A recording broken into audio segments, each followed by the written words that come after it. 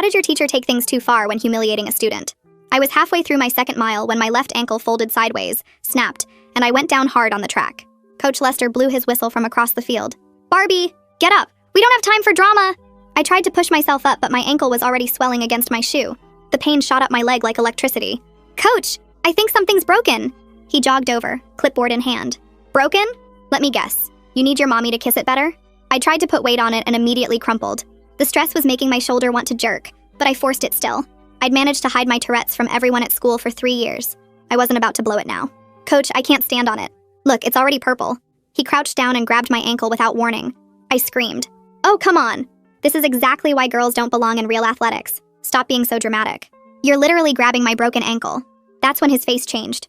The same disgusted look he got whenever someone couldn't do a pull-up or asked to sit out. You know what your problem is, Barbie?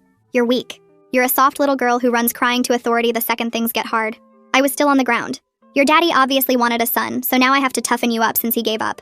My parents had adopted me when I was 8, and I'd spent every day since wondering if my dad regretted not getting the son he probably wanted. Lester's words felt like confirmation of my worst fears. Get up. Walk to the fence and back. Show these kids that girls can handle real training.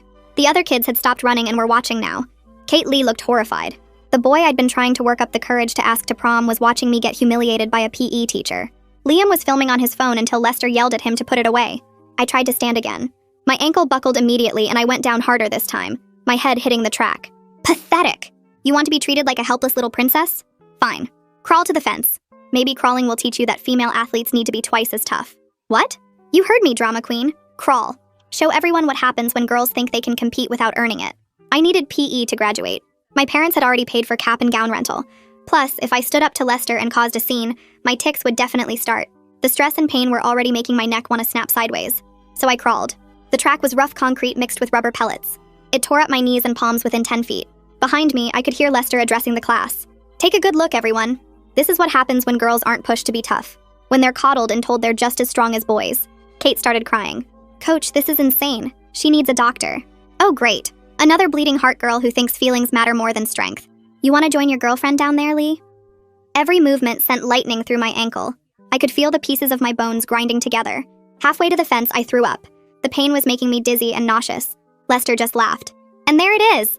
Can't even handle a little discomfort without losing her lunch. Your grandmother probably worked in factories during the war, and you can't crawl 50 yards without crying. I wanted to point out that my grandmother had actually been a nurse in Vietnam, but I was too focused on not passing out. You know what the problem is with your generation? Lester continued. Participation trophies and safe spaces. Girls thinking they deserve the same respect without earning it. That's when the fire alarm went off. Through the window, I could see the teacher's pet had pressed the alarm to save me, and everyone had to evacuate immediately. Even Lester couldn't argue with fire safety protocols. The paramedics found me on the track 20 minutes later, still trying to crawl with a compound fracture. The bone had pushed through the skin about 10 feet from the fence. When the EMTs arrived, Lester started screaming that I was faking it for attention, and tried to physically prevent them from treating me. Had a complete psychological break right there on the track, ranting about weak girls destroying competitive sports while literally fighting paramedics. That's when the stress finally broke through.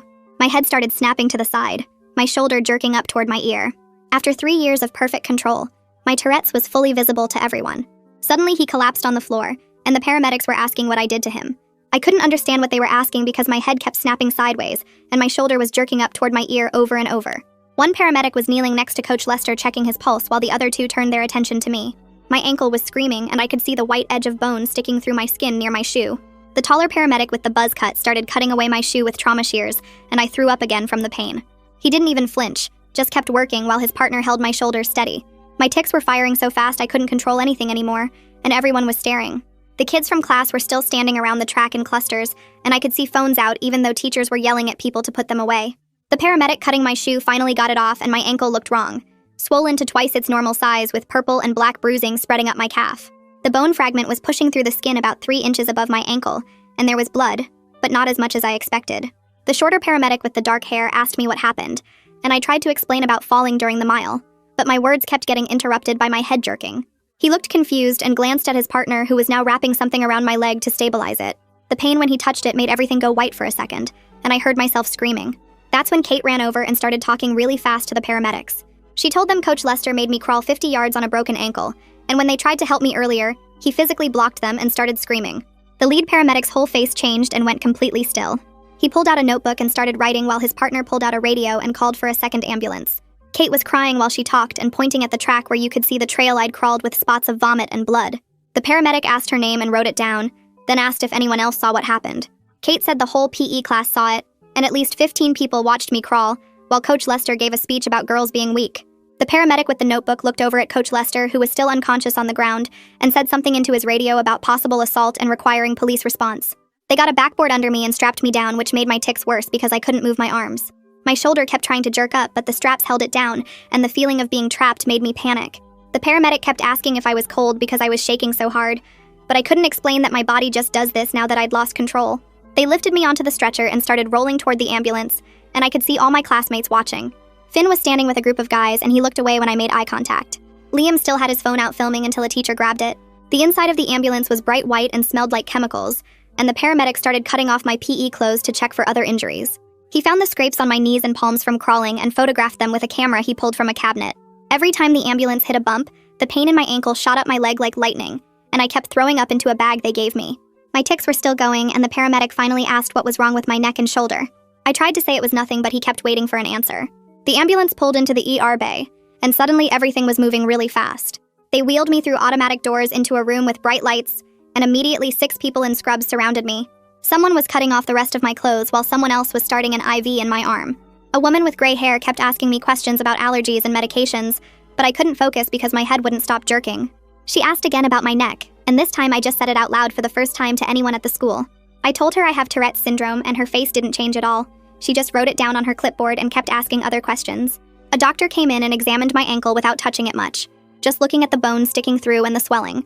He used words I barely understood, like compound fracture and surgical emergency and significant tissue damage. He told the nurses to prep me for surgery within the hour because the bone broke through skin and there was high infection risk. Someone was asking me to rate my pain on a scale of 1 to 10, and I said 10, but honestly it felt like 100. They were hooking me up to monitors that beeped and putting warm blankets on me even though I was sweating. A nurse with red hair leaned down close and asked me how I got injured. I started to say I fell during PE, but then I heard Kate's voice in my head telling the paramedics the truth. I took a breath and the words came out shaky but clear. I explained that my PE teacher made me crawl on a broken ankle as punishment for being dramatic about the injury. The doctor stopped what he was doing and looked at me, then looked at the red-haired nurse, then back at me. His face got really serious and he said they're required to report this and asked if I'm safe going home. Hearing him say that out loud made me realize how bad it sounded when you said it plain. A hospital social worker appeared from somewhere and started asking more questions while they kept prepping me for surgery. My parents showed up right then, and my mom was crying before she even got through the door. My dad's face was red and his hands were in fists, and he looked like he wanted to hit something. They were both asking what happened at the same time and talking over each other. I tried to explain through the fog of whatever pain medication they'd given me that was making everything fuzzy around the edges. My tics were still firing even though I was so exhausted I could barely keep my eyes open. My mom kept touching my face and crying, and my dad was demanding answers from the doctor about surgery and recovery time. The doctor explained they needed to operate immediately, and my parents would have to wait. A nurse made them sign consent forms while another nurse was shaving part of my leg. Someone put a mask over my face and told me to count backward from 10. I got to 7 before everything went black. When I woke up, my leg felt like it weighed 1,000 pounds. I couldn't move it at all, and when I looked down, there was metal everywhere. Pins and rods were drilled into my leg, holding the bones in place, and the whole thing looked like something from a science fiction movie. A surgeon in blue scrubs was standing next to my bed, explaining that the break was too bad for a regular cast. He said I'd have this external fixator hardware for at least 8 weeks, and then need months of physical therapy. My mouth was so dry I could barely talk, and my tics had calmed down some but were still there, my head jerking every few seconds. The surgeon kept talking about bone fragments and surgical pins and infection protocols, but I was focused on the metal cage attached to my leg. This was real and visible, and I couldn't hide it the way I'd hidden my Tourette's for 3 years. My parents showed up about an hour later, and they both looked like they'd been crying. Mom grabbed my hand, and Dad stood at the foot of the bed staring at the metal cage on my leg. They started asking questions all at once about what happened and how I got hurt, and why nobody called them sooner. I told them I fell during PE and hurt my ankle really bad. I explained that Coach said I was being dramatic and that I asked for help, but he wouldn't let anyone call 911. Mom's face got red and Dad's hands made fists again. They asked what Coach did exactly, and I said he told me to walk it off, and when I couldn't, he made me keep going anyway. I left out the crawling part because saying it out loud would make it real, and I was so ashamed that I actually did it. Dad asked if anyone else saw what happened, and I said yeah, the whole class was there. Mom wanted to know why the school didn't call them immediately when I got hurt, and I didn't have an answer for that. A nurse came in to check my vitals and adjust my IV, and my parents stepped back, but kept staring at me like they were trying to figure out what I wasn't saying. After the nurse left, Mom sat down in the chair next to my bed and got really quiet. She said the school called them while I was in surgery and told them Coach Lester collapsed on the track. She said he's in the same hospital somewhere and they don't know what's wrong with him yet. Then she looked right at me and asked if I knew what happened to him. I said no, which was true. I had no idea why he collapsed. But I could see in her face that she didn't totally believe me. She kept looking at me weird like she thought I did something to him somehow. Dad asked if Coach did anything else besides make me walk on a broken ankle, and I said he yelled a lot and called me dramatic. I didn't mention the comments about girls being weak or him grabbing my ankle or any of it, because I just wanted them to stop asking questions. My head was jerking to the side every few seconds from my tics, and I could see them noticing but not saying anything about it. Finally, a different nurse brought them some paperwork about my surgery and care instructions, and they got distracted reading through everything. I was so tired I could barely keep my eyes open, but my brain wouldn't shut off. That night after my parents left, I finally grabbed my phone from the table next to my bed. The screen lit up with notification after notification, way more than I'd ever gotten before. I had hundreds of messages and missed calls. Most of them were from people I barely even knew at the school asking what happened and if I was okay. Some were asking if it was true that Coach had a heart attack. A few were asking if I really broke my ankle or if I was faking. I scrolled through all of it feeling sick to my stomach. Then I saw messages from Kate and even one from Lorelai asking if I was alright. Kate had sent like 10 messages over the past few hours, getting more and more worried. I texted her back saying I was okay, just out of surgery, and thanks for speaking up for me. She responded right away even though it was late. She said she was so glad I was okay, and that everyone at the school was talking about what happened. Then she sent another message saying Liam's video got deleted by a teacher before he could post it anywhere, but at least 15 people saw it before it disappeared. She said some kids were saying I must have done something to Coach Lester to make him collapse. Like I have powers or something. She added that it would be funny if it wasn't so awful. I stared at that message for a long time. People thought I hurt him somehow. People thought I had some kind of weird ability that made him have a heart attack or whatever happened. I wanted to text back something clever, but I was too exhausted and my head was pounding. I just sent back a tired emoji and put my phone down. The next morning, a woman in business clothes came into my room and introduced herself as a hospital social worker. She asked if we could talk privately, and my parents stepped out into the hallway looking confused. The social worker pulled a chair close to my bed and explained that the ER doctor who treated me filed a report with the school district. She said he also might have filed one with the police, but she wasn't sure about that part yet. She told me that what happened to me fits the definition of abuse and medical neglect. Those words sounded so serious and official. She kept talking about mandated reporting and duty to protect minors, and I felt panic rising in my chest. I said I just wanted to graduate and forget this whole thing happened. She shook her head and explained it wasn't my choice anymore because I'm a minor and there's clear evidence of harm. She handed me some papers about victim advocates and counseling services. I took them, but I wasn't really looking at them. My hands were shaking and my shoulder was jerking up toward my ear over and over. She noticed my tics but didn't say anything about them. She just told me someone from the district would probably want to talk to me soon, and then she left. My parents came back in asking what that was about, and I had to explain that the hospital reported what Coach did. Dad looked almost relieved, like finally someone was taking it seriously. Mom looked worried about what it all meant. That afternoon, my phone rang with a number I didn't recognize. I almost didn't answer, but something made me pick up. A woman's voice said her name was Cheyenne Cruz, and she was the school counselor. She asked how I was doing in this really kind, gentle way that made me want to cry. Then she said she wanted to talk to me about something she noticed. She brought up my tics really carefully, asking if I had any documentation for accommodations I might need. I felt my face get hot. I admitted I'd been hiding my Tourette's for 3 years because I didn't want to be treated differently. I expected her to ask why I hid it or make it a big deal, but she didn't. She just explained calmly that I'm legally entitled to something called a 504 plan. She asked if we could meet when I got released from the hospital to talk about what kind of support I need. I said okay, even though I had no idea what a 504 plan was. She said she'd call back in a few days to set up a time and told me to focus on healing. After I hung up, I felt weird, like maybe asking for help wasn't as bad as I thought. That evening, Dad came back to the hospital without Mom. He sat in the chair next to my bed for a really long time without saying anything. I could hear machines beeping and people talking in the hallway, and my own tics making small sounds. Finally, he asked why I didn't tell them I needed help on the track. He asked why I crawled instead of just refusing. I tried to explain about needing PE to graduate and not wanting to cause problems. I said I thought if I just did what Coach said, it would be over faster. But then the real truth started coming out and I was crying. I told him I was afraid that if I made a scene, my tics would start and everyone would see. I said I'd worked so hard to hide them for 3 years, and I didn't want to lose control in front of the whole class. He looked at me confused, like he couldn't understand why that would matter so much.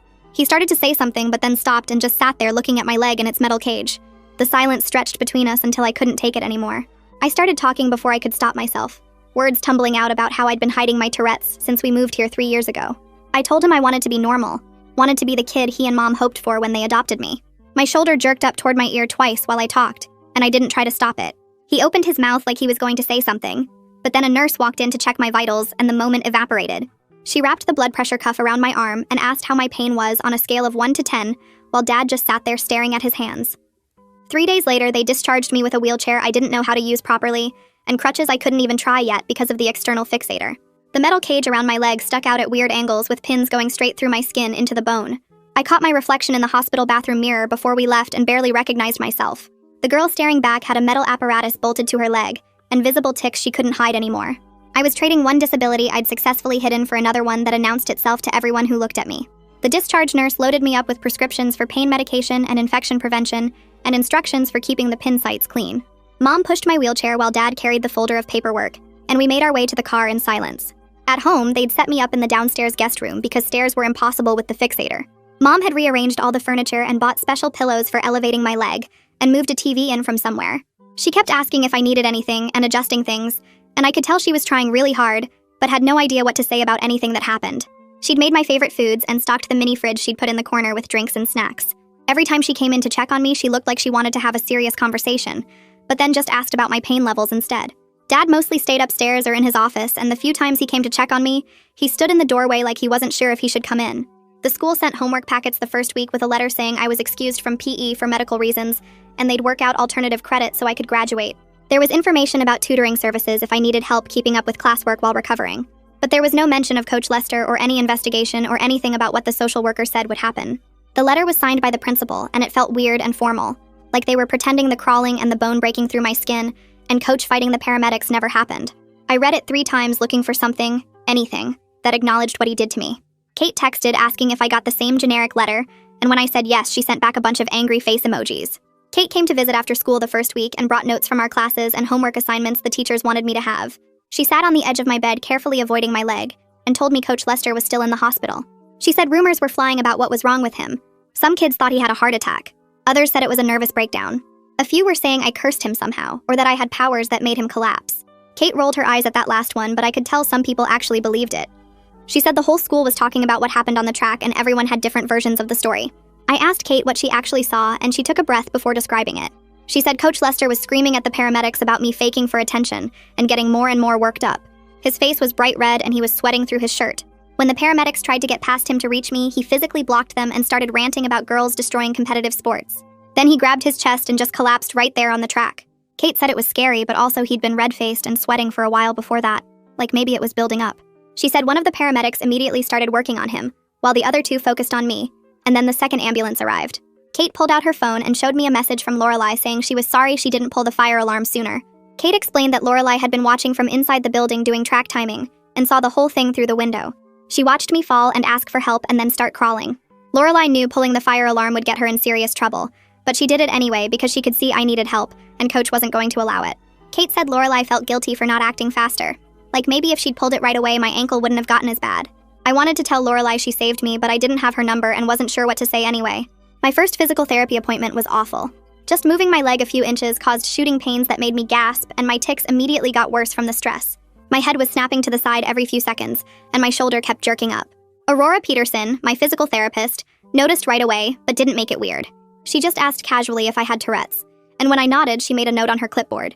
She said we'd need to work around that and factor it into my treatment plan. She was the first medical person who treated my Tourette's like it was just another piece of information, not some big dramatic thing that needed special attention or explanation. Aurora explained that stress and pain can make tics worse, which I already knew from experience, but nobody had ever actually said out loud to me before.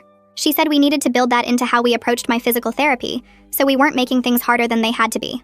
She asked if there were positions or movements that helped or made the tics worse. She wanted to know if I needed breaks, or if there were ways to structure our sessions that would be less stressful. It was the first time anyone in the medical system had treated my Tourette's as just another thing to work around, instead of a problem to fix or ignore. She set up a schedule of exercises I could do at home and said we'd start really slow because of how bad the break was. 2 weeks after the incident, my phone rang with a number I didn't recognize. A man's voice said his name was Otis Manning, and he was the athletic director at the school. He asked if my parents and I could come in for a meeting to discuss what happened and figure out next steps. Before I could answer, Mom grabbed the phone from my hand. She told him we'd need to call him back and hung up. Then she immediately pulled up her contacts and said she was calling a lawyer first. That surprised me because we'd never needed a lawyer before for anything. Dad came downstairs when he heard Mom on the phone, and they had a quick whispered conversation in the hallway. I heard Dad say something about protecting me and Mom agreeing we weren't going into any meeting without legal advice. They made calls while I sat in the guest room wondering how a broken ankle had turned into something that needed lawyers and formal meetings with school administrators. Dad spent an hour on the phone with someone named Arjun Kumar, a lawyer his coworker knew who handled civil rights cases. I could hear Dad in the kitchen explaining what happened, his voice getting louder when he described the crawling part. When he came back to the guest room, he said Arjun wanted to talk to all of us together. So Mom set up the phone on speaker. Arjun had this calm voice that made everything sound less scary, even though the words he was saying were serious. He explained that what Coach Lester did potentially violated something called Title IX, which protects students from discrimination based on sex, and also the ADA because I have a disability. And the school knew about my injury but didn't help. He used the phrase duty of care multiple times, saying the school had a legal responsibility to keep me safe and they failed. The consultation lasted almost an hour, and Arjun asked detailed questions about exactly what Coach said and did, whether anyone else witnessed it, if the school had contacted us yet. When Dad mentioned Otis Manning's call, Arjun said he'd come to any school meetings for free because cases like mine were why he became a lawyer. Mom asked how much this would cost, and Arjun said pro bono, which apparently means free, because he believed what happened to me was serious enough that someone needed to advocate for me whether we could pay or not. That made Mom start crying again. 3 days later, we drove to the school for the meeting with Otis Manning. Arjun met us in the parking lot, wearing a suit and carrying a leather briefcase that looked expensive. He shook my parents' hands and then bent down to my wheelchair level to shake mine, looking me right in the eyes. Inside, we were led to a conference room where Otis Manning sat at the head of a long table with folders spread out in front of him. Otis stood up when we entered and his smile looked forced, like he was trying really hard to seem friendly. He gestured to chairs and said something about how glad he was we could all sit down together and discuss this unfortunate incident. Before my parents could respond, Arjun cut in and said this wasn't an incident, it was abuse and medical neglect. The temperature in the room seemed to drop about 20 degrees. Otis's smile disappeared and he said he understood emotions were running high, but we all wanted the same thing, which was to move forward in a way that supported my education. Arjun asked what specifically the district was doing to address what happened, and Otis started talking about how they take all concerns seriously and have protocols in place. He pulled out a paper and slid it across the table, explaining they were prepared to waive my PE requirement completely and guarantee my graduation. My parents leaned forward to look at the paper, and I could see Mom's face soften, like maybe this was the solution we needed. But Arjun didn't touch the paper. He asked what was being done about Coach Lester and whether other students were safe from similar treatment. Otis's jaw tightened and he said Coach Lester was on medical leave, and the district was handling it internally through proper channels. Arjun asked to see documentation of the internal investigation. Otis shifted in his chair and admitted there wasn't a formal investigation yet, because they were waiting for Coach Lester to recover enough to give his statement, which seemed fair since he'd had a medical emergency. Arjun wrote something in a notebook and asked when they planned to interview the students who witnessed the incident. Otis said they were gathering information, his voice getting defensive. I found my voice even though my throat felt tight. I asked if anyone had talked to Kate or the other kids who were there, or to the paramedics who saw Coach Lester try to block them from helping me. Otis looked at me like he'd forgotten I was in the room. He said they were in the early stages of gathering information, which I understood meant no, they hadn't talked to anyone. Arjun closed his notebook and said we'd be filing a formal Title IX complaint with the Office of Civil Rights and an ADA complaint regarding the failure to accommodate my disability. He was also sending a preservation letter that day, requiring the district to save all documents, videos, and communications related to the incident. Otis's face went pale and he started talking fast about how we should really consider the settlement offer, that involving district legal counsel would just make everything more complicated and drawn out. Arjun stood up and thanked Otis for his time, then held the door for my wheelchair. In the parking lot afterward, Arjun leaned against his car and explained that schools often try to protect themselves and their employees rather than students, which is why having an advocate matters. He asked if I was willing to go through a formal process that might take months and involve interviews and paperwork, and possibly even testimony. I felt exhausted just thinking about it. My ankle was throbbing from sitting in the wheelchair for an hour, and my tics had been firing the whole meeting, my head jerking sideways every few minutes while Otis tried not to stare.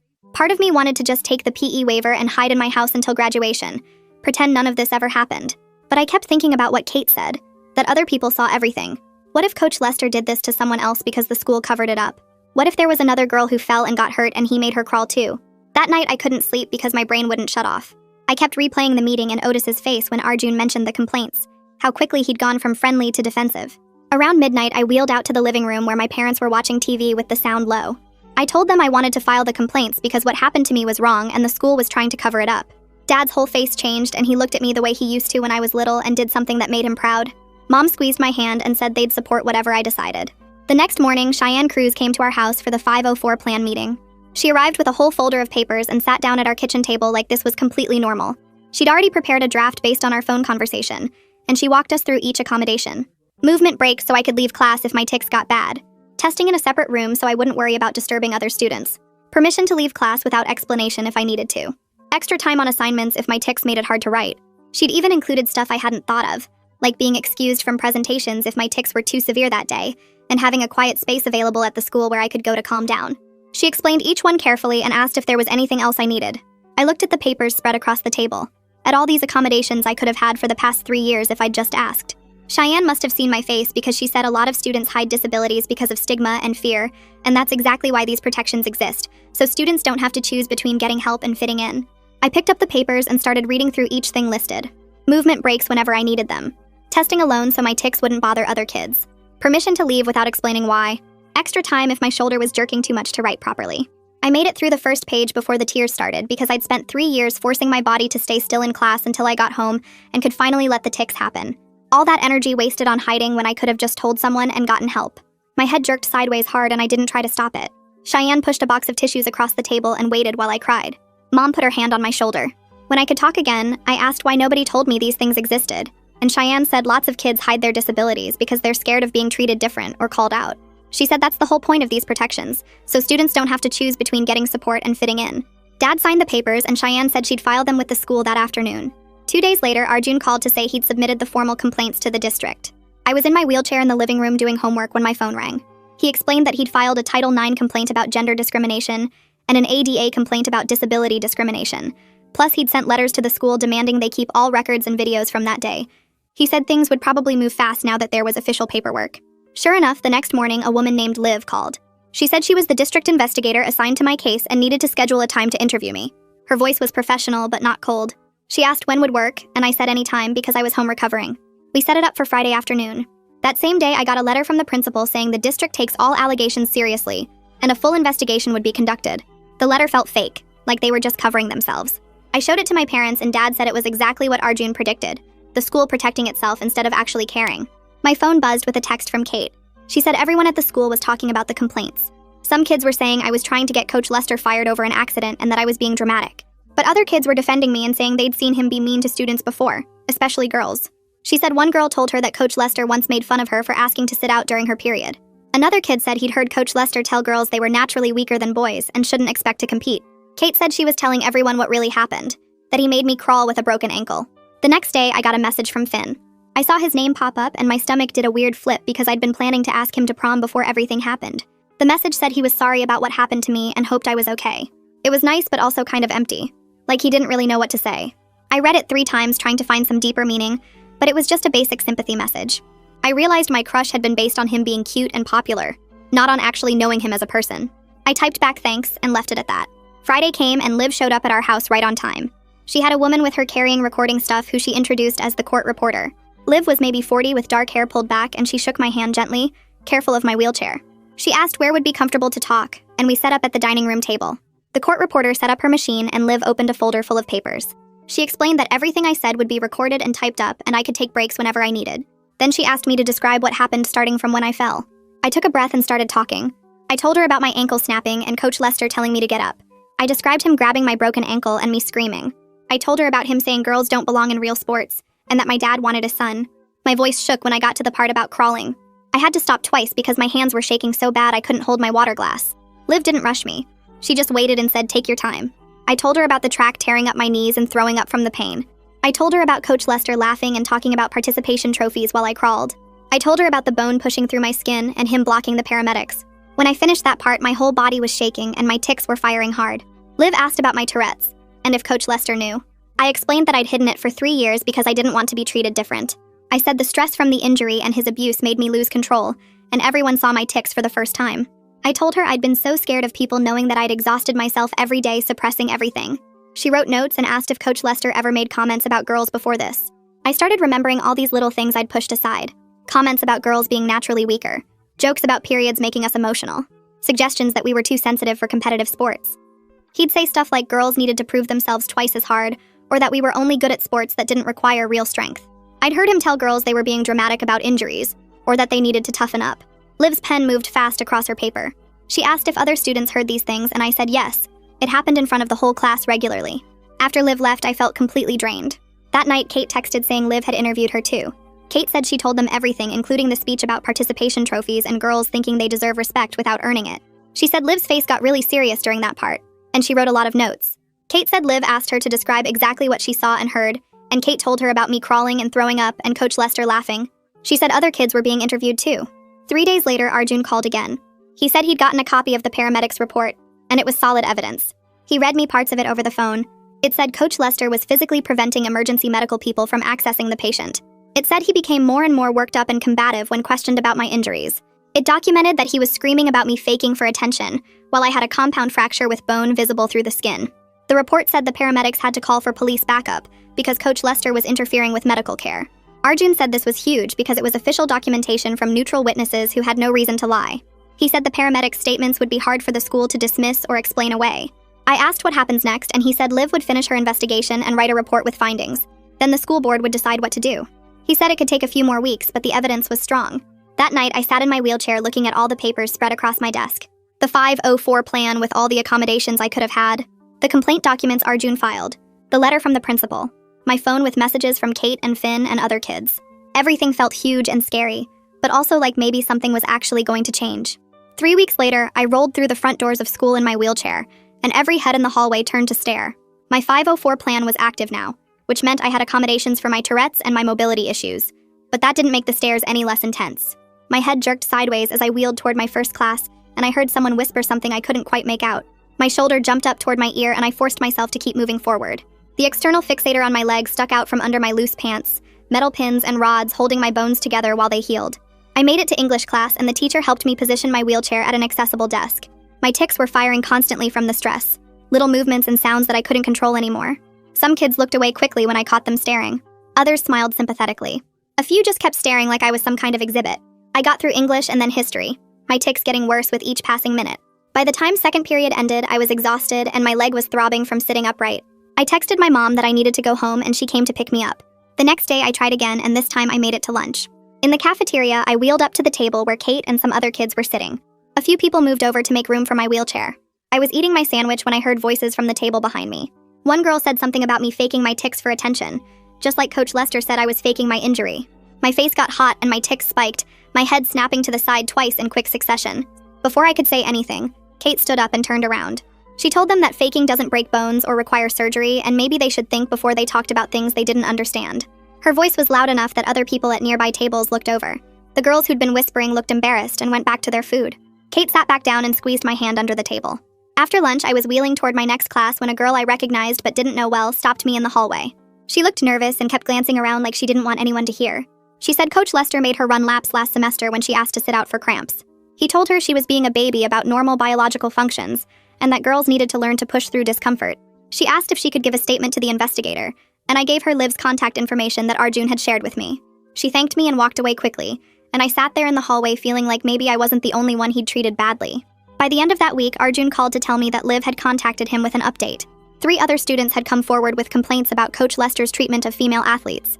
Nothing as extreme as what happened to me, but all of them described a clear pattern.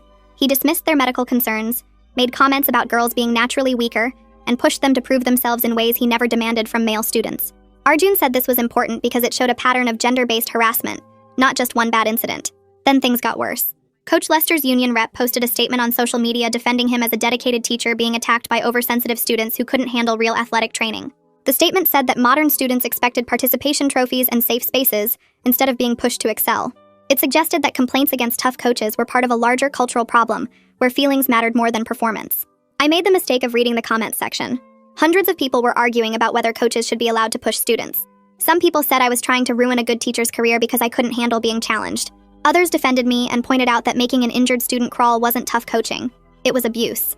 People who'd never met me were debating whether I was a victim or a liar. That night, Arjun called again and told me to stay completely off social media. He said anything I posted could be used against me in the investigation or any future legal proceedings. I understood why, but it was hard watching people debate what happened to me like it was some kind of theoretical discussion. They were arguing about tough coaching and student sensitivity while I was living with the physical and emotional consequences every single day. My physical therapy appointments continued twice a week. Aurora had me doing exercises to maintain range of motion and prevent my muscles from getting too weak while the external fixator was still attached. She said I was doing well, but her version of well meant I could use crutches for short distances without my leg collapsing. She told me the external fixator might come off in 6 more weeks if the bone was healing properly. Then she said something that made my stomach drop. She said I should prepare myself for the possibility that I might never run competitively again. The fracture was severe, and even with perfect healing, my ankle might not have the same strength and flexibility it had before. That hit me harder than I expected. I wasn't planning to run in college or anything, but running had been part of who I was. I'd been on the track team since freshman year. Now I was mourning the loss of my athletic self while also trying to accept that my disability was visible to everyone.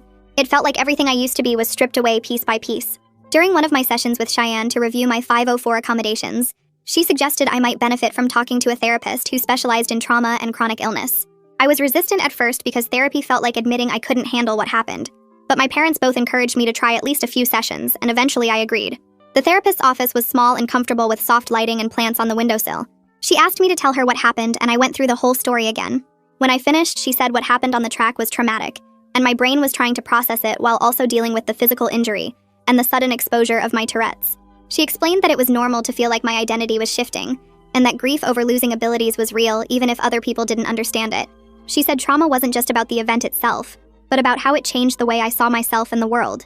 For the first time since the incident, someone was acknowledging that this was hard in multiple ways at once, and that made me feel less alone. 6 weeks after starting therapy, Arjun called to tell me Liv Esposito had finished her investigation. He said she found that Coach Lester violated district policies on student safety, gender discrimination, and failure to provide reasonable accommodations. Her report recommended termination and mandatory training for all PE staff. I sat on my bed with the phone pressed to my ear and my shoulder jerking up toward my neck. Arjun explained that the school board was scheduling a hearing on the findings, and he wanted to know if I'd be willing to speak during the public comment period. My stomach dropped because the idea of talking in front of a room full of people with my tics firing was terrifying.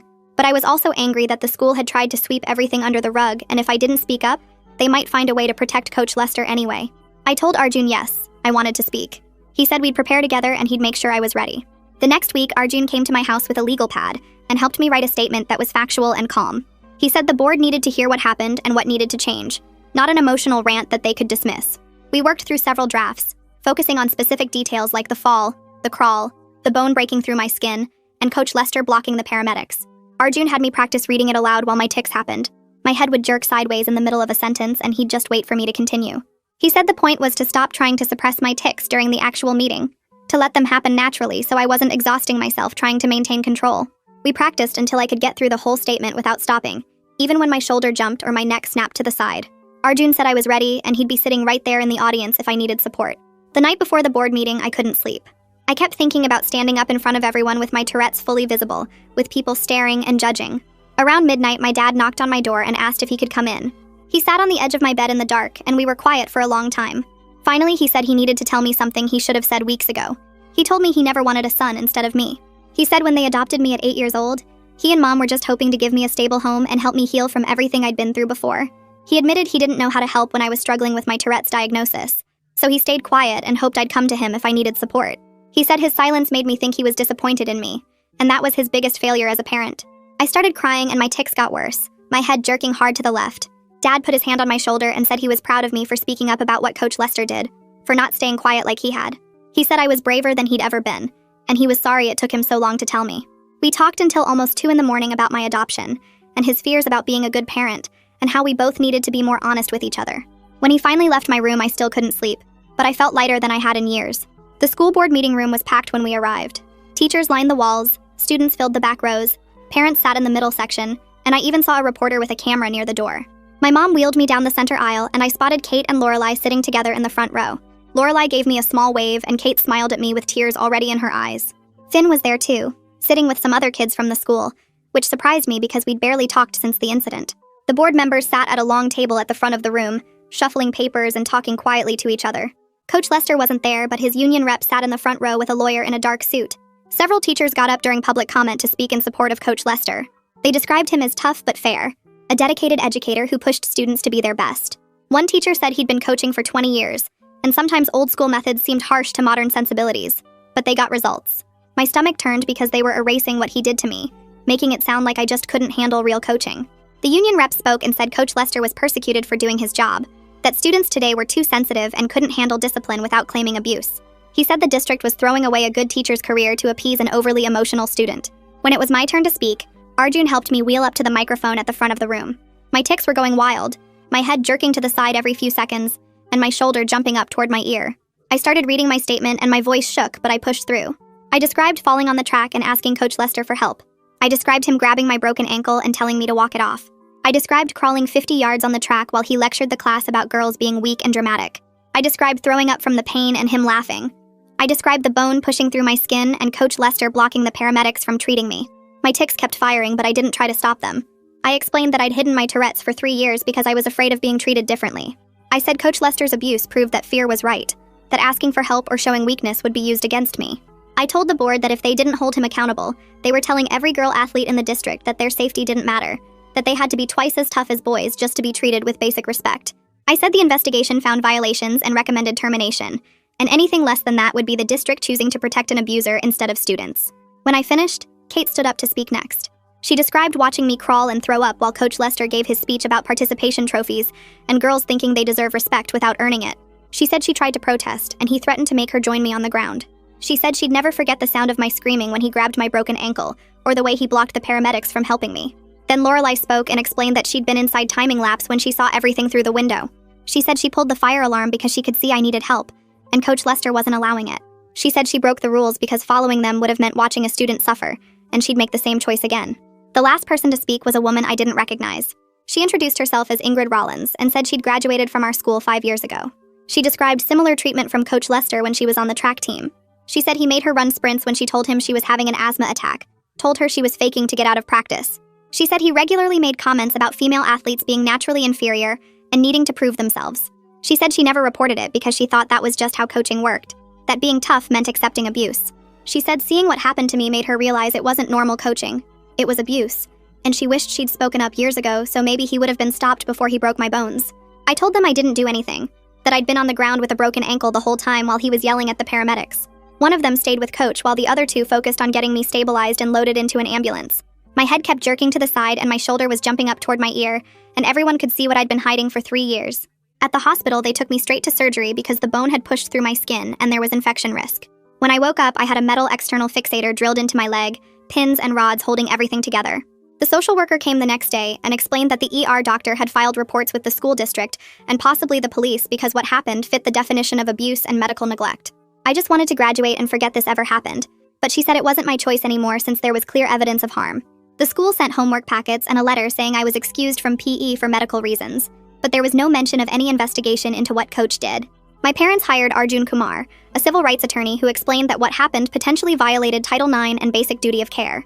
When we met with the athletic director, he kept calling it an unfortunate incident and offered to waive my PE requirement if we didn't pursue formal complaints. Arjun asked what was being done about Coach and whether other students were safe, and the athletic director admitted they hadn't even started an investigation yet. We filed formal complaints and suddenly everything moved fast. The district assigned an investigator who interviewed me, Kate, the paramedics, and eventually 3 other students who came forward with their own stories about Coach's treatment of female athletes. 6 weeks later, the investigator completed her report and found that Coach violated district policies on student safety, gender discrimination, and failure to provide reasonable accommodations. She recommended termination and mandatory training for all PE staff. The school board scheduled a hearing, and Arjun asked if I wanted to speak during public comment. I was terrified but also angry that this almost got swept under the rug, so I said yes. The night before the hearing, my dad finally told me he never wanted a son instead of me, that he just didn't know how to help when I was struggling, and hearing that felt like something breaking loose in my chest. The board meeting room was packed with teachers, students, parents, and local media. Coach wasn't there, but his union rep was, along with several teachers who spoke about him being tough but fair, which made my stomach turn. When my turn came, I wheeled up to the microphone with my tics firing constantly, my head jerking and shoulder jumping, and I read my statement about falling and asking for help and being forced to crawl while he lectured about girls being weak. I explained that I'd hidden my Tourette's for 3 years because I was afraid of being treated differently, and his abuse proved that fear was right. Kate spoke next and described watching me throw up from pain, while Coach laughed, and Lorelai explained that she pulled the fire alarm because she could see through the window that I needed help. Then Ingrid Rollins stood up, a woman who graduated 5 years ago, and she described similar treatment from Coach when she was a student athlete, saying she never reported it because she thought it was just how coaching worked. The board went into closed session to deliberate, and we waited in the hallway for 2 hours. Arjun kept saying the length of deliberation didn't mean anything, but I was convinced they were going to side with Coach. When they finally came back, Carson Gilmore read a statement saying they'd voted to accept the investigators' findings and place Coach on administrative leave pending termination proceedings, and they were implementing new policies for student safety and mandatory reporting of injuries. It wasn't everything I wanted because termination proceedings could take months and he might appeal, but it was more than I expected. Arjun said this was a big win, and the public record of the findings would follow Coach even if he tried to work at another school. The next day, some kids congratulated me in the hallways, and others avoided eye contact completely. A few boys from the football team muttered about me getting a good coach fired, but Kate loudly pointed out that good coaches don't break students' bones and force injured kids to crawl. My 504 plan was working well and teachers were respectful about my accommodations. I took tests in a quiet room where my tics didn't disturb anyone, and I could leave class when I needed to without having to explain myself.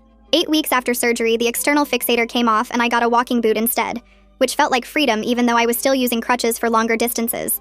Aurora said I was healing well, but I'd need physical therapy for at least 4 more months, and she gently prepared me that I might never run competitively again. Prom was coming up and I decided to go with Kate and a group of friends, rather than waiting for someone to ask me. I was nervous about being in a crowded space with my tics and my walking boot, but I was tired of hiding and missing out on things because I was afraid of what people might think. At prom, some people stared at my boot and my tics, but my friends created a buffer around me and we had fun dancing in ways that worked with my limited mobility. Finn came over during a slow song to say hi and apologize for not being more supportive earlier, which I appreciated even though I was completely over my crush on him. During another slow song, the music suddenly got really loud, and the lights started strobing, which triggered something in my brain. My tics spiked dramatically and I felt like I couldn't breathe, my head jerking so hard my neck hurt and my shoulder jumping uncontrollably. Kate noticed immediately and got me outside to a quiet space away from the noise and lights. She sat with me on a bench while I calmed down, not trying to fix anything or make it stop, just being present while my body did what it needed to do. She said she was proud of me for coming tonight, and that leaving when I needed to wasn't failure. It was taking care of myself, and I realized she was right. 2 weeks before graduation, Arjun called to tell me Coach Lester withdrew his appeal, and the termination was final. He explained the union probably looked at the paramedic documentation and the 3 other student complaints, and told him the case was unwinnable, so backing out now was his best option to avoid more public testimony. I felt relieved, but also weirdly empty, like I'd been bracing for a fight that never came. The district called the next day with a settlement offer for my medical bills and pain and suffering, and Arjun spent an hour on the phone negotiating the terms while I sat on my bed listening to my shoulder jerk every few seconds. He got them to agree to no non-disclosure agreement, which meant I could talk about what happened and they had to implement all the new safety policies we'd proposed. The money wasn't huge, but it covered everything the insurance didn't pay, plus my therapy costs. And Arjun said that was fair, given we avoided years of litigation. I talked to my parents that night about whether to accept it. Mom wanted to push for more, but Dad pointed out that the policy changes would help other students, and that mattered more than punishing the district. I agreed because honestly I was exhausted from fighting and I wanted to focus on graduating and moving forward. My parents put the remaining settlement money in an account for college, which felt like turning something bad into something useful.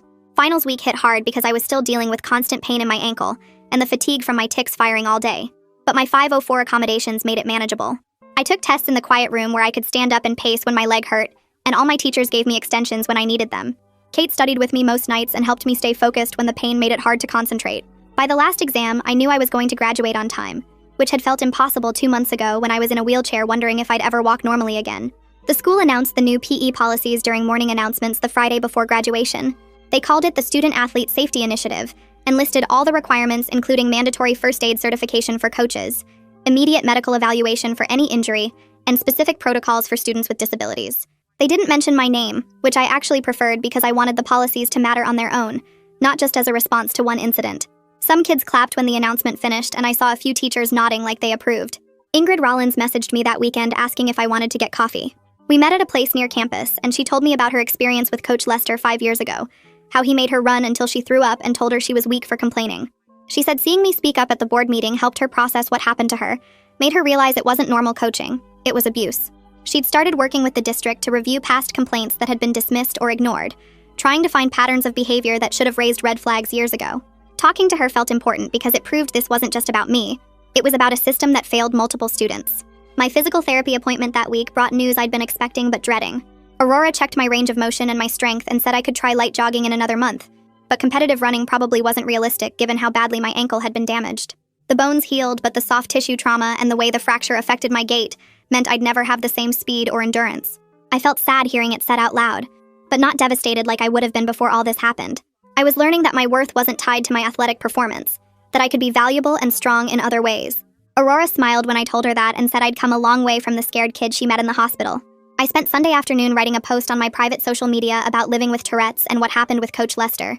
My hands shook while I typed because being public about my disability still felt scary, but I was tired of hiding and I wanted other students with Tourette's to know they weren't alone.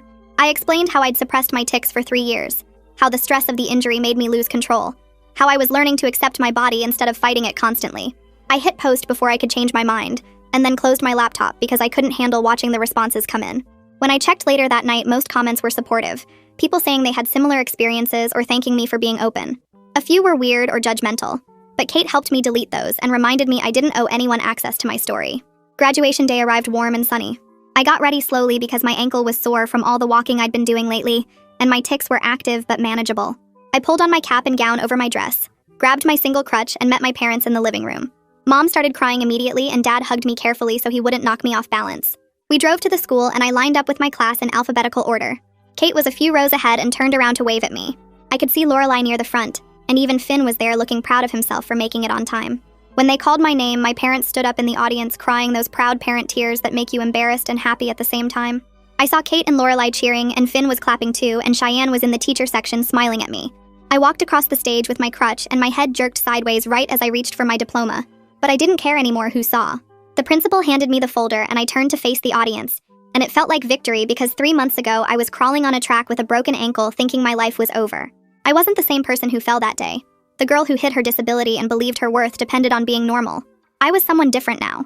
Someone who spoke up and fought back and learned that asking for help was strength. And I was starting to think that was okay. The weekend after graduation, I went to 3 different parties, and the same question kept coming up. People asked what I was doing next year, and I explained I was taking a gap semester to finish physical therapy before starting college in January. Some people nodded like they understood, but I could see them thinking I was giving up or being weak. A few people said things like, "Why not just push through, or you're so close to being normal again?" I smiled and said I was being realistic about my needs, which was true even if it felt hard to say out loud.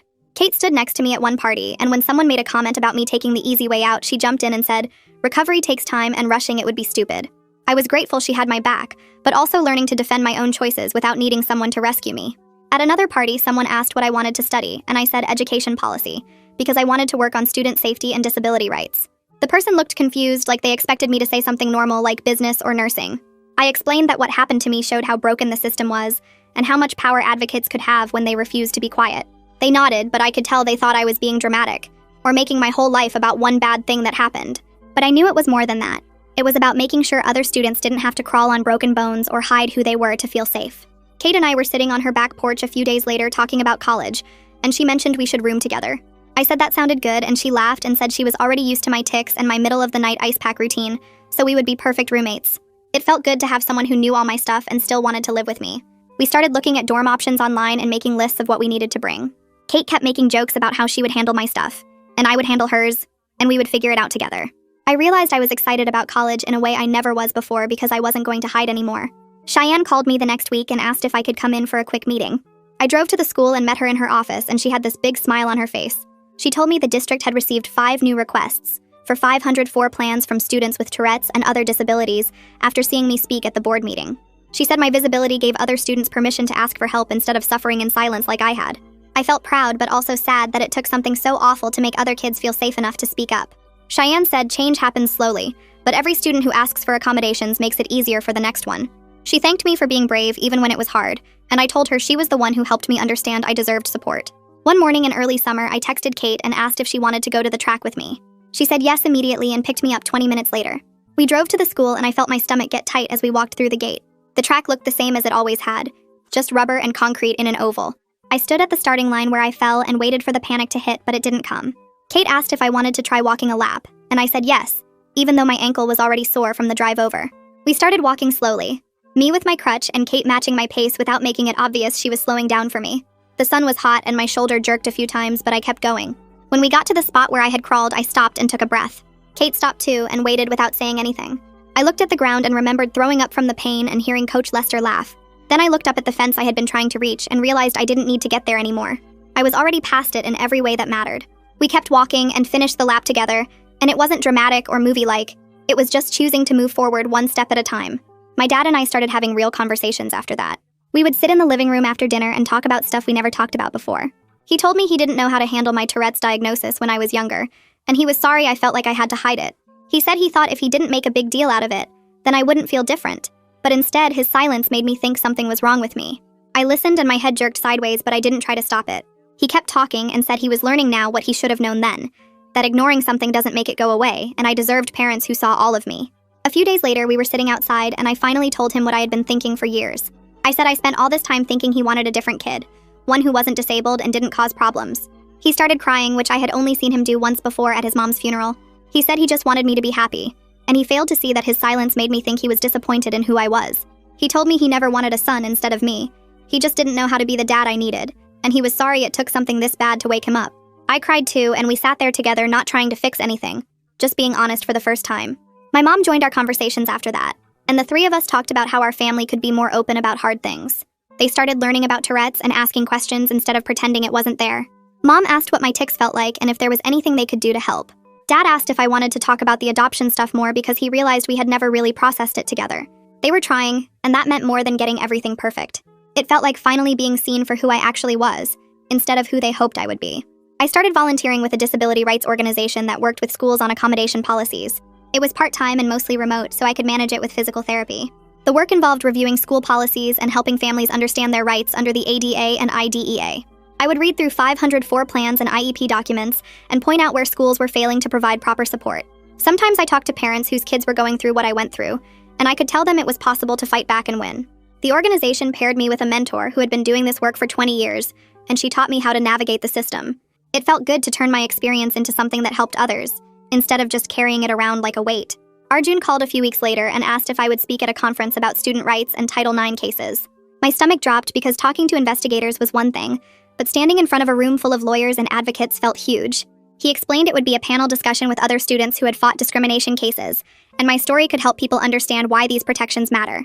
I said yes, even though I was scared because I was learning that my experience meant something beyond just what happened to me.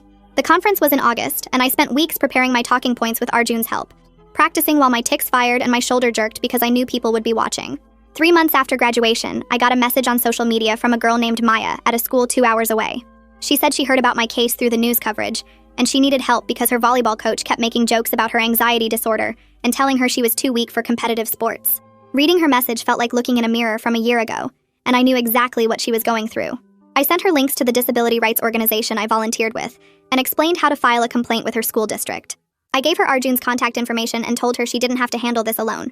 She wrote back saying thank you and that she didn't know reporting was even possible until she saw what I did. That's when I understood what advocacy actually looked like. It wasn't just about my own case anymore, but about using what I learned to help other people fight back.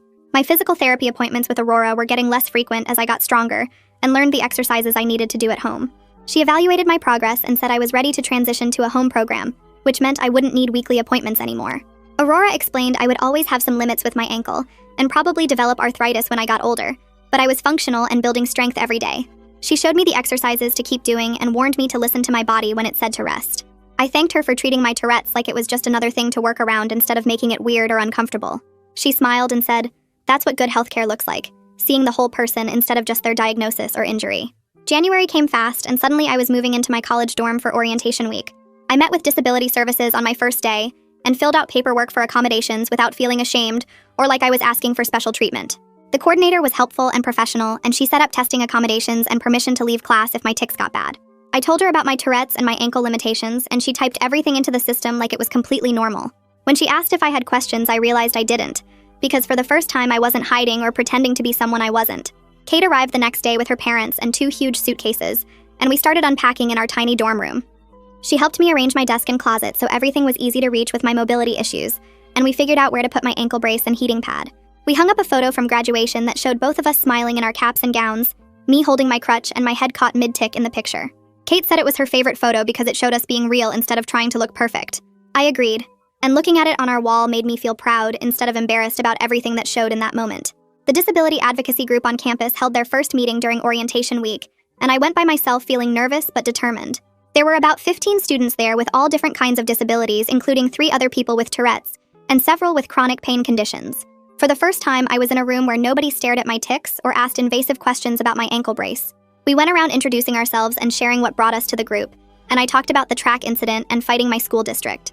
Other students shared their stories about inaccessible buildings and professors who refused accommodations and feeling invisible on campus. Being in that community made me realize my body's differences weren't something I needed to overcome or fix. They were just part of who I was, and that was okay. My first week of college classes went better than I expected, because I wasn't spending all my energy trying to suppress my tics or hide my pain. When my head jerked during a lecture, I didn't panic about people noticing. I just kept taking notes. When I needed to shift positions because my ankle hurt, I did it without worrying what everyone thought. One professor asked about my accommodations after class, and I explained my Tourette's and mobility issues clearly and calmly. She thanked me for letting her know and said to email her if I ever needed anything adjusted. Walking back to my dorm after that class, I realized how much energy I used to waste on hiding and pretending, and now I could use that energy for actually learning. I started video calling my parents every Sunday night to catch up on the week, Our conversations were different now because we were being honest instead of dancing around hard topics. They told me they joined a support group for parents of kids with disabilities, and they were learning things they wished they knew when I was younger. Mom said the group helped her understand that protecting me by ignoring my Tourette's actually made me feel more alone. Dad said he was working on asking me directly what I needed instead of assuming or avoiding the subject. Hearing them talk about actively trying to be better parents made me feel seen in a way I never had before. They asked about my classes and my advocacy work and how my ankle was doing, and I answered honestly without downplaying anything. The anniversary of the track incident fell on a Tuesday in late September. I sat in my dorm room that evening with my journal and wrote about everything that happened over the past year. I wrote about crawling on broken bones and the surgery and the school board meeting and graduation. I wrote about learning to be open about my Tourette's and starting college and finding my community. I wasn't grateful for the trauma because what Coach Lester did was wrong and it hurt me in ways that would never fully heal. But I was proud of how I handled it. Proud that I spoke up even when I was terrified. Proud that I turned my worst experience into something that could help other people. Writing it all down helped me see how far I had come from that scared girl on the track. Later that night, I sat on my bed thinking about who I used to be and who I was becoming. The girl who hid her Tourette's for 3 years did what she needed to survive in an environment that felt unsafe. The woman I was now, speaking at conferences and helping other students and living openly with my disability, was doing what I needed to thrive. Both versions were me, and neither one was wrong. I survived by hiding, and now I was thriving by being visible, and that progression made sense. Understanding that I didn't have to reject my past self to embrace my current self felt like the final piece of healing clicking into place. A few weeks later, Kate texted asking if I wanted to go to a college track meet with her on Saturday. I almost said no because the thought of watching runners made my chest tight, but then I remembered I was trying to do things that scared me instead of hiding. We sat in the bleachers while college athletes warmed up on the track, stretching and jogging and looking so confident in their bodies. I waited for the ache to hit, the grief over losing my athletic identity, but it never came. I watched them run their races and I felt interested, but not devastated. Kate noticed me smiling and asked what I was thinking. I told her I used to think running was the only thing I was good at, but now I was learning about policy work and advocacy and building community, and those things felt just as important. She squeezed my hand and said she was proud of how far I'd come. Walking back to campus, I felt lighter, like I'd passed some test I didn't know I was taking. The next Monday, I opened my email and found a message from the district with the subject line Student Athlete Safety Initiative Completion Report. They'd finished training all coaches and PE staff on the new protocols we'd pushed for after what happened to me. The email included statistics showing that injury reports had gone up by 40%, and accommodation requests had doubled, which meant students were actually using the new system instead of suffering in silence like I did. I forwarded the email to Arjun and my parents with a short note saying the policy changes were working.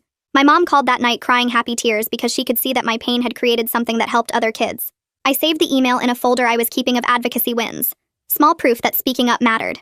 2 weeks later, Ingrid contacted me asking if I wanted to present with her at a school board meeting in the next county over. They were reviewing their athletic policies and wanted to hear from people who'd experienced coaching abuse. I said yes, even though public speaking still made my tics worse. We met at a coffee shop the day before to prepare our presentation. Ingrid talked about her experience with Coach Lester years ago and how the school were ignored her complaints. I described the crawling and the broken ankle and the policy changes that came after. We practiced answering questions the board might ask about the difference between tough coaching and harmful treatment. At the actual meeting, we sat at a table facing the board members and took turns speaking. Ingrid explained how she normalized abuse because she thought pushing through pain was what athletes did. I talked about how hiding my disability made me vulnerable to someone who saw accommodations as weakness. Several board members took notes during our presentation. One asked what specific policy language we'd recommend, and I pulled out the Student Athlete Safety Initiative framework from my district. After the meeting, 3 board members came up to thank us and said they were going to propose similar changes. Back at the school, my education policy professor returned our midterm papers with comments. She'd given me an A on my analysis of Title IX enforcement in athletic programs. Her note at the top said my writing showed deep understanding of how policy intersects with lived experience, and she suggested I consider law school after graduation. I stayed after class to talk to her about it. She explained that lawyers who understand both policy and personal impact can create real change in systems. I told her I was interested but not decided yet, that I wanted to explore different kinds of advocacy work before committing to 3 more years of school. She said that was smart, that I had time to figure out what path fit me best. Walking out of her office, I felt validated, like my experiences weren't just trauma, but also expertise that mattered. That week at my disability advocacy group meeting, I met someone new who'd just joined. He had chronic pain from a car accident 2 years ago and used a cane on bad days. We started talking after the meeting about accommodations we'd requested and professors who were helpful versus ones who made everything difficult. He understood my frustrations without me having to explain why stairs were hard some days or why I needed to shift positions during long lectures. We exchanged numbers and started getting coffee between classes. By November, we were dating, and it felt easy in a way my high school crush never did. He got why I needed to ice my ankle after walking across campus. I understood why he had to cancel plans sometimes when his pain flared up. Neither of us had to justify our limitations or pretend to be less disabled than we were. We could just exist together without performance or shame. Spring semester started with an email from Disability Services asking if I'd speak at orientation for incoming students with disabilities. They wanted someone to talk about self-advocacy in college and navigating accommodation systems. I agreed and spent a week preparing what to say. The orientation was in a small auditorium with about 30 incoming students and their parents. I stood at the podium with my notes and told them about hiding my Tourette's in high school for 3 years. I described how that hiding almost destroyed me, and how asking for help in college changed everything. I explained that accommodations aren't special treatment. They're tools that level the playing field so we can show what we're actually capable of. I talked about my 504 plan and how professors had been respectful once I was honest about my needs. I said asking for help is strength, not weakness, even though our culture tries to convince us otherwise. My tics were active the whole time I spoke, but I didn't apologize for them or try to suppress them. After the presentation, several students came up to talk to me. One girl with anxiety told me she'd been denied accommodations at her high school and was scared to ask again. A guy with ADHD said he'd never had formal accommodations and didn't know what to request. Another student with a chronic illness described being punished for missing class and not knowing how to advocate for medical absences. I gave them my email and phone number and said to contact me anytime they needed support. Over the next few weeks, we started meeting informally as a peer support group. We'd gather in the student union to talk about accommodation letters and difficult professors and strategies for managing disabilities in college. It felt good to build community with people who understood the daily navigation of being disabled in spaces designed for able-bodied people. One afternoon, Kate and I were studying in our dorm when she closed her laptop and said she needed to tell me something. She'd decided to change her major from business to special education. She explained that watching what I went through with Coach Lester made her realize she wanted to be the kind of teacher who protects students instead of harming them. She wanted to work with kids who had disabilities and make sure they never felt like they had to hide or that their needs were burdens. I started crying because my worst experience had inspired my best friend to dedicate her career to helping other kids. She hugged me and said I'd changed her whole perspective on what teaching could be. I told her she was going to be an amazing teacher because she actually cared about students as whole people, not just test scores or compliance. Finals week arrived and I was exhausted but prepared. My grades came back and I'd gotten mostly A's with 1 B in statistics. I had strong relationships with my roommate and my boyfriend and my advocacy group friends. I had a sense of purpose I didn't have before, a clear direction for my life that went beyond just surviving. My ankles still hurt on rainy days and after long walks across campus. My tics were still visible and sometimes embarrassing when they happened during quiet moments in the library. But I wasn't ashamed anymore. I didn't spend energy trying to appear normal or hiding parts of myself. I was just living as my full self, disability and all, and that felt like the biggest victory. That summer, I started an internship at Arjun's law firm doing research on disability rights cases and Title IX complaints. My first week, I read through case files about students who'd been denied accommodations or punished for their disabilities. I compiled research on legal precedents and wrote summaries of relevant court decisions. Arjun taught me how to analyze policy language and identify where discrimination was happening even when it wasn't obvious. I learned about the legal frameworks that were supposed to protect students like me, and how often those protections failed because schools prioritized liability over student safety. The work was hard and sometimes triggering when I read cases similar to mine, but it also felt meaningful. I was learning how the legal system could be a tool for change when used by people who actually cared about justice, instead of just winning cases. That August, the district invited me to speak at their mandatory staff training on recognizing abuse and supporting students with disabilities. I drove to my old high school on a Wednesday morning and my stomach twisted when I pulled into the parking lot. The building looked exactly the same, but I wasn't the same person who used to hide in bathroom stalls trying to suppress my tics before class. I walked through the main entrance without crutches for the first time since the injury, and my ankle ached but held my weight. The principal met me in the lobby and thanked me for coming, and I could tell she was nervous about what I might say. They set me up in the auditorium where I'd sat through countless assemblies, and now I was standing at the podium looking out at 200 teachers and staff members. I talked for 20 minutes about what happened on the track, and how the system failed me and what needed to change. My head jerked to the side twice during my presentation, and I didn't try to hide it or apologize. I just kept talking about accommodation policies and mandatory injury protocols, and the difference between tough coaching and abuse. When I finished, several teachers came up to thank me, and one admitted she'd heard rumors about me, but never knew the full story. The new PE department head introduced herself and explained they'd completely overhauled their safety procedures. She walked me through the new protocols where any visible injury triggers immediate medical evaluation, and students can request accommodations without needing to prove their disability first. She showed me the updated training materials that used my case as an example of what happens when coaches prioritize toughness over student safety.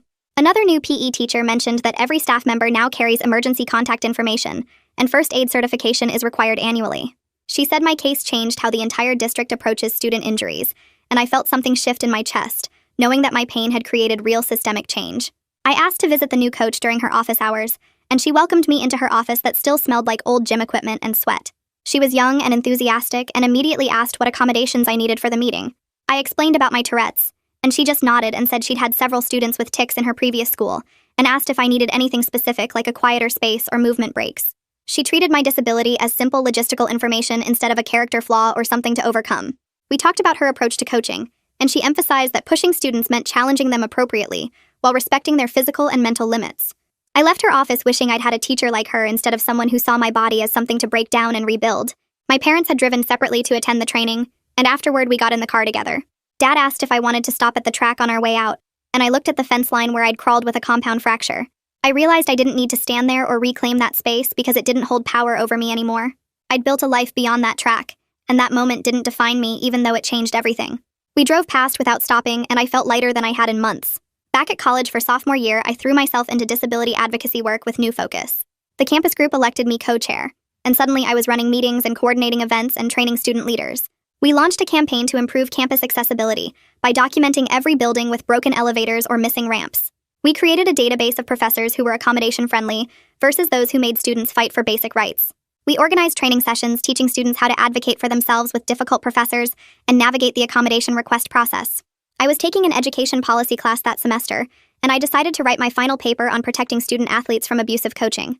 I spent weeks researching Title IX requirements and state athletic association policies and best practices from districts that actually prioritize student safety.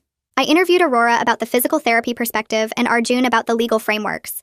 I analyzed my own case as a primary source and identified specific policy failures that enabled the abuse to continue. My professor gave me an A and wrote extensive comments about the research quality and practical applications. She asked if I'd consider submitting it to an education policy journal, and I thought she was joking until she sent me the submission guidelines. I revised the paper over winter break and submitted it to 3 journals, figuring I'd get rejected from all of them.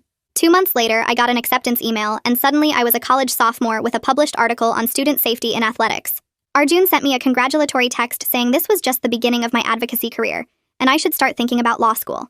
The publication led to an invitation to speak at a state education conference about student rights and disability accommodations. I stood at the podium in front of 300 educators and policymakers, with my tics firing every few seconds. My shoulder jerked up toward my ear and my head snapped sideways, and I didn't apologize or explain. I just told my story about hiding my Tourette's for 3 years and crawling on a broken ankle and how the system failed me at every level until I learned to advocate for myself. I talked about the policy changes my district implemented and the research showing that student safety improves when schools prioritize accommodation over compliance. I realized standing there with my disability visible and my story clear that I'd transformed my trauma into my life's work. Kate and I were still roommates and best friends, and she was absolutely thriving in her education program. She'd found her calling working with students who had disabilities and learning differences. We studied together at our tiny dorm room desk and supported each other through hard classes and harder emotional days. Sometimes we laughed about how a fire alarm on a track had changed both our lives and set us on paths we never would have found otherwise. She was learning how to be the kind of teacher who protects students, and I was learning how to change the systems that harm them. My relationship with my parents continued to deepen as we all grew and learned together. They drove 4 hours to attend my conference presentation and sat in the front row taking notes. Afterward, Mom hugged me and said she was amazed by who I'd become. I told her I couldn't have done any of it without their support, even when it was imperfect, and even when we were all still figuring things out.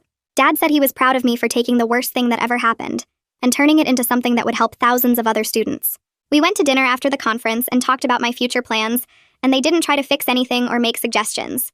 They just listened and believed in me, and that felt like the biggest gift they could give. I still do my physical therapy exercises 3 times a week, even though the external fixator came off years ago. My ankle aches when it rains, and sometimes I wake up with sharp pains that remind me of crawling on that track. I've learned to ice it before bed and stretch it every morning and accept that some days I'll limp more than others. Aurora told me this is my new normal, and fighting it just makes everything harder. I keep a heating pad at my desk and take breaks to elevate my leg during long work sessions. Some advocacy friends ask why I don't just take pain medication all the time, but I don't want to spend my life foggy when I have work to do. I've learned that acknowledging my limitations isn't giving up. It's being realistic so I can sustain this work long term, instead of burning out trying to be someone I'm not anymore. On the 2-year anniversary of the incident, I sit down and write a blog post about survival and recovery. I talk about how healing isn't linear, how some days I'm fine and other days I'm back on that track in my mind. I write about learning to live with chronic pain and visible tics, and how trauma changes you in ways that don't just disappear because time passes. I post it publicly on my personal blog, expecting maybe 50 people to read it. Within 3 days, it has 10,000 shares. My inbox fills with hundreds of messages from people sharing their own stories of surviving abuse, finding purpose after trauma, learning to live with disabilities. A teacher writes that she's changing how she handles student injuries. A coach writes that he's rethinking his entire approach to athletic training. A girl with Tourette's writes that seeing me speak openly gave her courage to stop hiding. The response is overwhelming, and I have to turn off notifications because I can't keep up. A documentary filmmaker contacts me through my blog and asks if I'd be willing to participate in a project about student athletes and systemic abuse. I'm immediately suspicious because I've seen too many exploitation documentaries that use people's trauma for entertainment. I schedule a call with the filmmaker and ask hard questions about the project's purpose and how survivors will be portrayed. She explains she's focusing on policy failures and institutional accountability, not just individual horror stories. I talk with Arjun about the legal implications, and with my parents about the emotional cost of reliving everything publicly. Dad worries it will be too hard on me, but I remind him that visibility creates accountability. If my story can pressure other schools to change their policies, then the documentary serves a purpose beyond my personal healing. I agree to participate with clear boundaries about what I will and won't discuss on camera. The documentary crew films me at college walking between classes with my tics visible and my limp obvious. They film me at physical therapy doing exercises and talking with Aurora about managing chronic pain. They film me speaking at a conference about student safety and disability accommodations. They film me studying in the library and hanging out with Kate and living my regular college life with Tourette's as just one part of who I am. The filmmaker tells me during a break that my story shows surviving trauma doesn't mean being broken forever.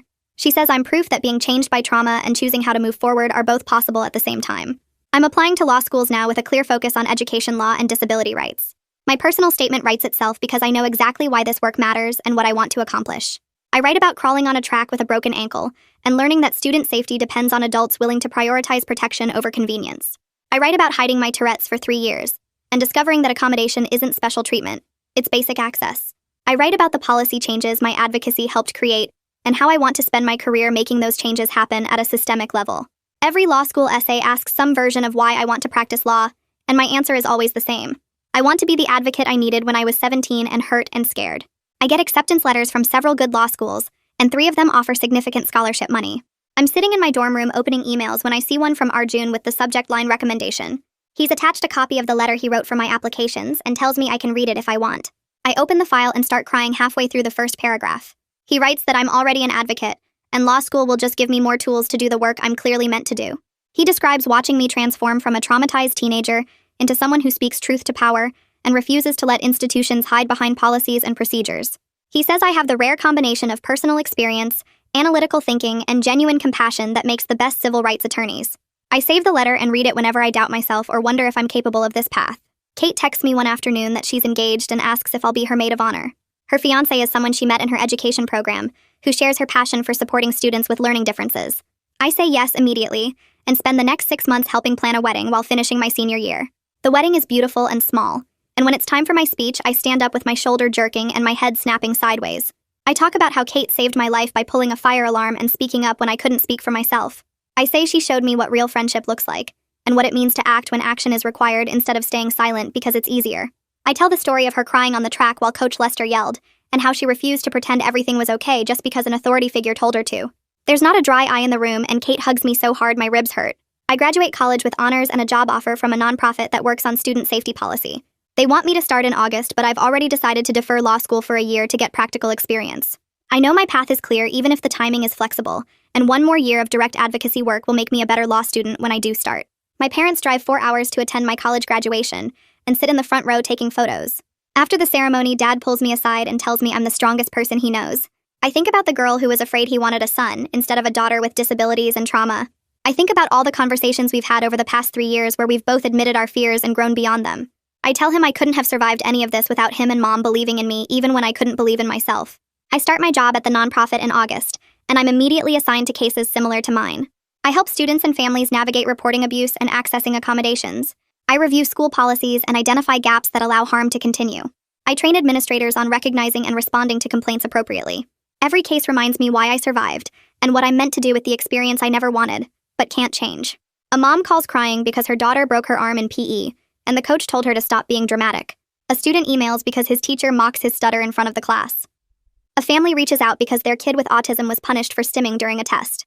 I walk them through documentation, reporting procedures, accommodation requests, and Title IX complaints. I connect them with attorneys when needed and advocates who can support them through investigations. I see myself in every frightened student and every frustrated parent, and I use everything I learned from my own case to help them fight for safety and dignity.